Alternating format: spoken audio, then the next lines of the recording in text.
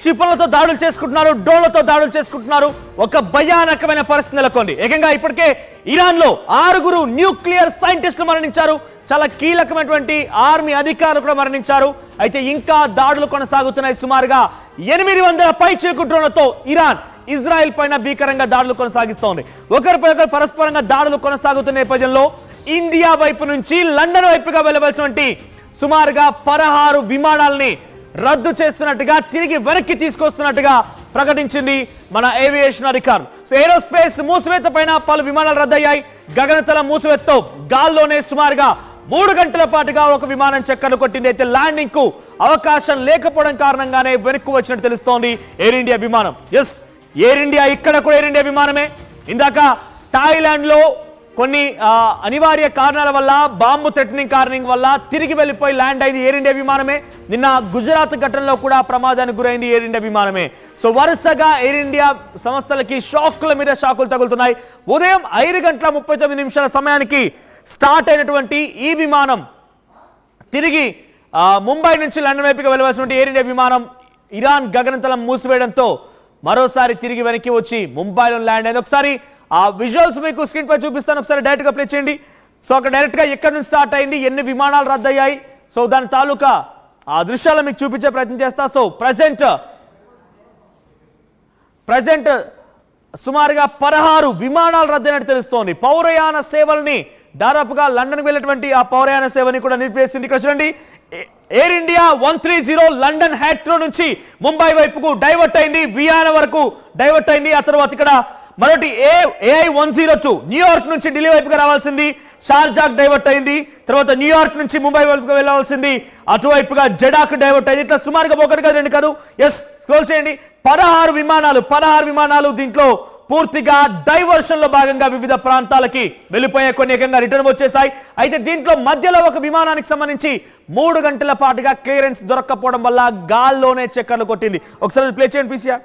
So Mumbai నుంచి London వైపుగా, yes చూడండి, ఒకసారి హోల్డ్ చేయండి, ఎస్ హోల్డ్. ఇక్కడ ముంబై నుంచి స్టార్ట్ అయినటువంటి ఈ విమానం డైరెక్ట్ గా లండన్ వెళ్ళిపోవాల్సింది. కానీ చూడండి, ఇదంతా కూడా ఎయిర్ ట్రాఫికింగ్ సంబంధించిందే. ఎలా చక్కర్లు కొట్టింది, ఎలా రిటర్న్ అయిపోయిందని మాత్రం ఇక్కడ చూపించే ప్రయత్నం చేస్తే ఒకసారి డైరెక్ట్ గా స్క్రీన్ పై ప్లే చేసుకోండి. ముంబై నుంచి స్టార్ట్ అయినటువంటి ఈ విమానం గాల్లో 3 గంటల పాటుగా చక్కర్లు కొట్టింది. దానికి క్లియరెన్స్ లేదు.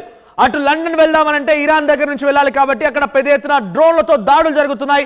ఆ డ్రోన్ దాడుల్లో, క్షిపణుల దాడుల్లో ఈ విమానానికి ఎక్కడ ప్రమాదం జరుగుతున్నటువంటి ఒక ఆలోచనతో దాన్ని తిరిగి మళ్ళీ ముంబైలో ల్యాండ్ చేశారు. 3 గంటల పాటుగా గాల్లోనే చక్కర్లు కొట్టింది. అసలు ఎలా వెళ్తా విమానం అనేది ఒకసారి మ్యాప్ మీకు ప్లే చేస్తాను.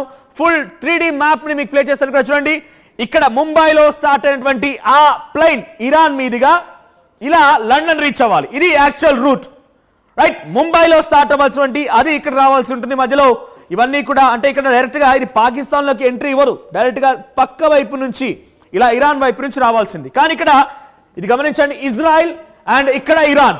సో ప్రస్తుతం ఈ 2 దేశాల మధ్య భీకరంగా దాడులు కొనసాగుతున్నాయి కాబట్టి దాదాపుగా ఇరాన్ గగనతలంపై నుంచి చాలా దూరం వరకు ప్రయాణించాలి కాబట్టి ఇరాన్ ఇజ్రాయెల్ మధ్య యుద్ధం నేపథ్యంలో ఈ విమానాల మొత్తాన్ని కూడా తిరిగి వెనక్కి తీసుకొచ్చారు. అయితే ఇదే క్రమంలో ఒకసారి మళ్ళీ మీకు బ్యాక్ చూపిస్తాను. సో ఫ్లైట్ ఎక్కడైతే చక్కర్లు కొట్టిందో అరేబియా సముద్రం దగ్గర ఆ విజువల్స్ మీకు చూపిస్తాను. సో సుమారుగా 3 గంటల పాటుగా క్లియరెన్స్ లేకపోవడం కారణంగా అది మొత్తం నిలిపేయాల్సి వచ్చింది. ఒకసారి ఆ ఫ్లైట్ చక్కర్లు కొట్టిన దృశ్యాలు. సో ఫ్లైట్ ఇది చూడండి, ఒకసారి హోల్డ్ చేయండి. ఇక్కడ స్టార్ట్ అయినటువంటి ఈ మ్యాప్, ముంబైలో స్టార్ట్ అయినటువంటి ఈ ఫ్లైట్ కాస్త ఇక్కడే చక్కర్లు కొట్టింది. అరేబియా సముద్రంలోనే పూర్తిగా ఇది చక్కర్లు కొట్టి తిరిగి వచ్చి మళ్ళీ ముంబైలో ల్యాండ్ అయిపోయింది. సో ప్రజెంట్ అయితే ఇటువంటి విమానాలు సుమారుగా 16 సేవలు నిలిపివేయబడ్డాయి, 16 సేవలకు క్లోజ్ అయ్యాయి. అయితే ఇరాన్ ఇజ్రాయెల్ యుద్ధం భారత్ పైన చాలా తీవ్రమైన ప్రభావం చూపిస్తోంది. ఎస్, దీనికి సంబంధించి పెద్ద ఎత్తున ఆందోళన కలిగిస్తోంది. పశ్చిమాసియాలో ఈ తీవ్ర ఉద్రిక్తతల నేపథ్యంలో ప్రస్తుతానికైతే 16 విమానయాన సేవలు రద్దయ్యాయి. దీనికి సంబంధించి మరిన్ని అప్డేట్స్ తో మా ఏపీ ఇన్పుట్ ఎడిటర్ కృష్ణమోహన్ సిద్ధంగా ఉన్నారు. ఎస్ కృష్ణమోహన్, సో ప్రెసెంట్ ఈ విమానయాన సేవల రద్దుకు సంబంధించిన అప్డేట్స్ ఏంటి? ఇప్పటికి 16 విమానాలు రద్దయ్యాయి. ఆల్టర్నేట్ ప్లాన్స్ ఎలా ఉండబోతున్నాయి?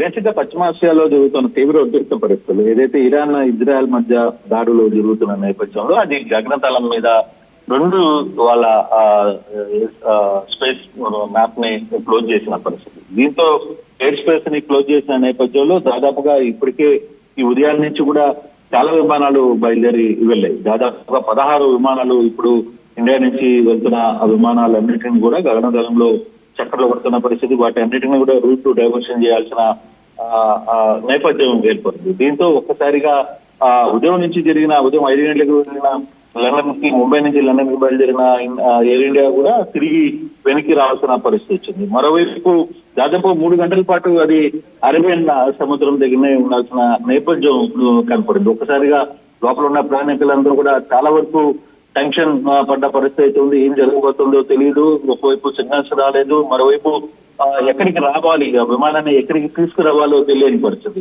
3 గంటల పాటు ఆ ట్రైన్ లో, ఆ ఫ్లైట్ లో ఉన్న, లండన్ ఫ్లైట్ లో ఉన్న, ముంబై టు లండన్ ఫ్లైట్ లో ఉన్న ప్రయాణికులందరూ కూడా దాదాపుగా 265 మంది ప్రయాణికులు దాంట్లో ఉన్నారు. దాంట్లో వాళ్ళు కూడా విపరీతమైన టెన్షన్ లో ఉండాల్సిన పరిస్థితి. మరోవైపు ఇప్పుడు జరుగుతున్న ఏదైతే ఇజ్రాయెల్ మధ్య జరుగుతున్న వార్ నేపథ్యంలో పశ్చిమాసియా పూర్తిగా కూడా ఎటువైపుకి వెళ్ళలేని పరిస్థితుల్లో బయలుదేరిన విమానాలన్నింటినీ కూడా డైవర్షన్ చేస్తున్న పరిస్థితి అయితే ఉంది. దాదాపుగా 16 నుంచి 18 విమానాలు ఇప్పటి వరకు డైరెక్షన్స్ కి కొన్ని సిగ్నల్స్ అయితే ఇచ్చారు. కొన్ని ఇరాన్ గగనతలం ఒకవైపు క్లోజ్ చేశారు.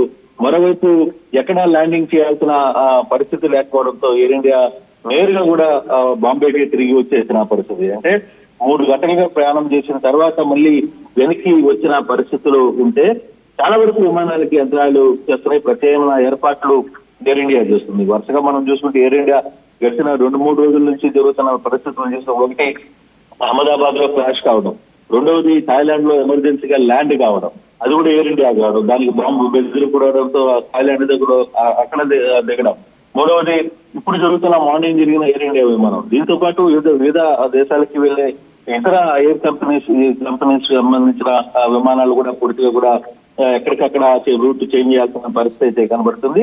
అయితే ప్రయాణికులకి ప్రత్యేక ఏర్పాట్లు ఏమి చేయాలి అనే దాని మీద కూడా కొంత ఆలస్యం అవుతుంది. ఎందుకంటే సడన్గా ఇరాన్ ఇజ్రాయెల్ మధ్య జరుగుతున్న వార్ అక్కడ స్పేస్ ని కూడా, వాళ్ళ ఎయిర్ స్పేస్ ని కూడా 2 దేశాలు మూసివేయడంతో ఖచ్చితంగా చుట్టూ తిరిగి ఇతర ప్రాంతాలకి వెళ్లాల్సిన పరిస్థితి. ఆ ఎయిర్ బేసెస్ మీద మన విమానాలే కాదు, అన్ని విమానాలకు కూడా